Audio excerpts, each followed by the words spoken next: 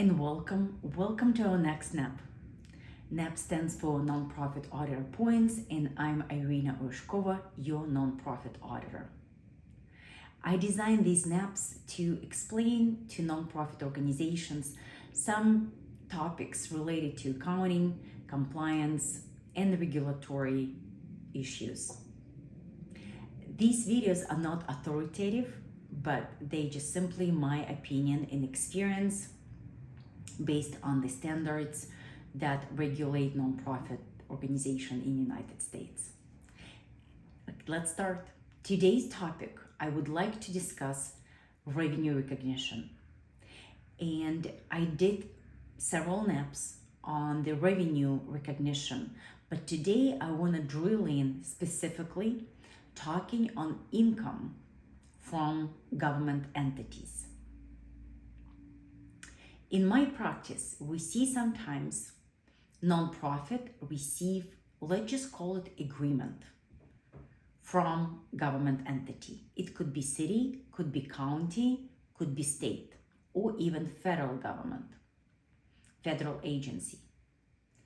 So a lot of time when such an agreement received, nonprofit needs to decide how to record that transaction. And hopefully, as you know from the previous NAPs and from your experience, there's two distinct type of revenue that nonprofits needs to follow. One type of revenue, we call it earned revenue, and it's regulated by 606 standard. Earned revenue, it's another word for that. It's reciprocal or exchange transaction, that it's really what's going on. The entity that pays for the services receive the services. Exchange, reciprocal. When you go to grocery store, you pay $10 for the bread or the product of your choice, and you receive the bread for yourself. That's any for-profit company works this way. Nonprofit also can obtain revenue in reciprocal transactions. Another type of transactions are governed by 5958. And this is the name for this type of revenue. You can hear grants, gifts, donations, pledges, contributions. They all regulated, they considered donations in the nature because they are not reciprocal transaction. The person that pays does not receive anything in exchange, but rather the services receives somebody else, public in general.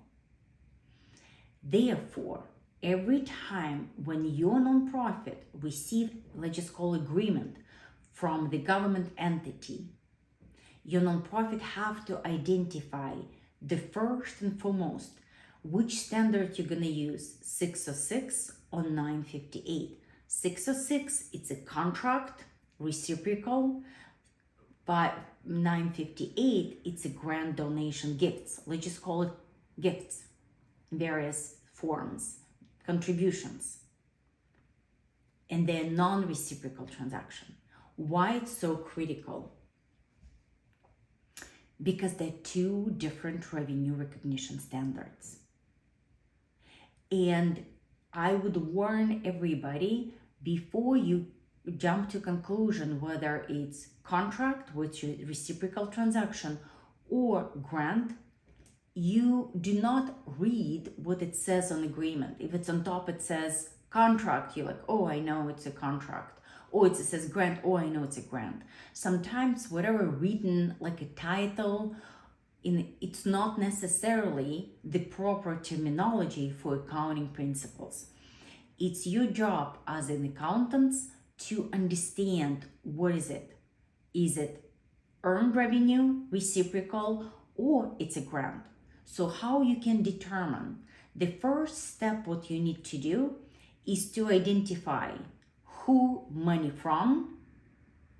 And we said, for example, you're nonprofit, you know that you're receiving it from the city or from the county or federal agency. So you know this money coming from the federal agency, and you want to see what services your nonprofit need to be provided and to whom.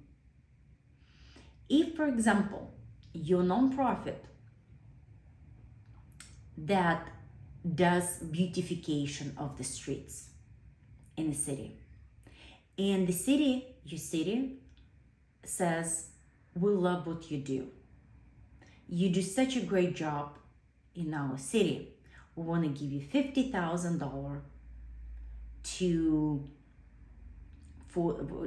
continue cleaning our streets and planting new trees for the months of March 2025. Who is recipient of the services? In this case, nonprofit will not provide services directly to the city. It's just the streets of the city, meaning that overall it's going to be benefited to the members in general, public in general. So that's a grant. Another agreement that nonprofit can receive would be from the city stating, we love what you do, we love how you clean and beautify our streets. We have a park that our city is belonging to our city. It's not a state park, it's not a federal park, it's a city park, it's our park, and we want to hire you to do cleaning and beautification services for the months of March. And you need to plant 50 trees and make sure that there is no garbage in whatever you need to clean. Who is recipient of that service? The asset park belongs to the city, and city has to hire contractors to maintain that park. So they're hiring you as a contractor. So that's a reciprocal transaction. That's an earned revenue. Okay. In the first example, where we said it was a grant, where the city just asking you to continue maintaining and cleaning up the overall streets of the city, that would be that's a grant. And in this case, revenue is recognized when it's unconditionally promised. And under reciprocal transaction, when it's really the person who pays for the services is actually a recipient of the services, beneficiary of the services, that's a contract. Revenue is recognized when it's earned, when services or goods are delivered. So therefore, the step number one, you need to identify, is it a grant or it's a contract? It's very critical. Sometimes amount of revenue you're going to record on your books going to be very similar. But overall, you might be mistaken eventually if you don't identify it's a contract or it's a grant. And again, sometimes the letters, like I call agreements, can look very, very similar. Therefore, it's not how they look, it's the meaning of the agreement between your nonprofit and either donor or the person that hiring you, right? They might be absolutely the same. So going back to 606, if it's 606, exchange transaction, reciprocal transaction, I'm at the city hiring your nonprofit to perform services specifically for the asset that's owned by the city. If this is the case, and we said revenue only recognized when the services are delivered. Therefore, if nonprofit, for whatever reason, did not perform the services, it will be zero revenue recognized. If by the end of the month only half of the services performed, it will be 50% of agreement recorded as revenue. If everything has been delivered, full amount will be recognized as revenue. Again, it's when the services delivered, performed, right?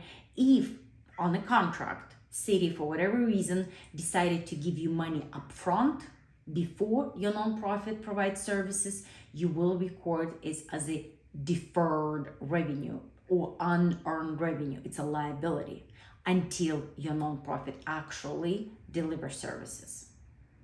And because it's a contract, the terminologies such as restricted, unrestricted, with donor restrictions, without donor restrictions are not applicable. In a contract, there could not be any restricted net assets or revenue because it's just earned revenue. Earned revenue cannot be restricted. And it cannot also be conditional. There is no condition. It's reciprocal transaction where both parties, you pay me, I provide services. There is no conditions, no restrictions. They cannot be part of your net assets with donor restrictions. In this case, city is not a donor. They're hiring you as a contractor. And the second type of revenue, when the city just give you $50,000 to do the work that you do in accordance with your mission, it's a grant, it's a gift. Because city is not direct recipient of your services. They say, we like what you do, go do it. $50,000. That, in this case, revenue needs to be recognized when it's unconditionally promised. So when it becomes a grant, when you identify it's a grant, then you need to identify first and foremost if there's any condition. And that's very important what I'm gonna say now. A lot of government grants are based on expense reimbursement, meaning that it is a grant, but government puts a condition and saying you need to spend money first and then apply for reimbursement. So if the government puts such a condition there, even though government said we're gonna give you up to $50,000, but you need to spend it first and then apply for reimbursement, that creates a barrier. A nonprofit should not recognize revenue until it actually spends money and then it becomes a revenue. So if you think about it from the revenue standpoint, when you're gonna record, it's going to be very similar if you identify that it's a contract or versus grant, because in the contract you also record revenue when the service is delivered. But again, you should not do that. You need to have a clear understanding. Is it a contract or it's a grant? So again, if it's a grant, expense reimbursement, you know that you're entitled to all $50,000, but you need to spend it first and apply for reimbursement. And the remainder on a grant, let's just say 50,000, you spend 10,000, you apply for reimbursement, 40 you still have not spent it yet. So 40,000 still conditional revenue. You don't record it anywhere. In audit report, we disclose it, but it's just understanding it's your conditional revenue. In the contract, there is no such thing. No such thing as a conditional, right? If government provides you this grant and says also, we want you to only serve east part of the city, they limit your service area. So they put restriction for which geographical area you can spend money. That becomes restricted. So this grant is also restricted by purpose, by geographical purpose, right? So again, only grants can be restricted or non-restricted, with donor restrictions or without the donor restrictions. And they can be also conditional. Contracts cannot be conditional and they cannot be restricted. You either earn them or not. That's it. Therefore, for what I want to conclude for a lot of nonprofits, do not read an agreement that you received from government entities or not government entities based on their title. If you see a contract on the top or contributions or grant on the top, do not assume that this is the same for your accounting purposes for revenue recognition. You as a nonprofit needs to determine whether it's a contract or grant. How you do that? You need to look who is recipient of the services. If the recipient of the services is the person who or entity that pays you, that's contract. If recipient of the services in public and large, your members, your somebody else group of people that you're serving, then this is a grant.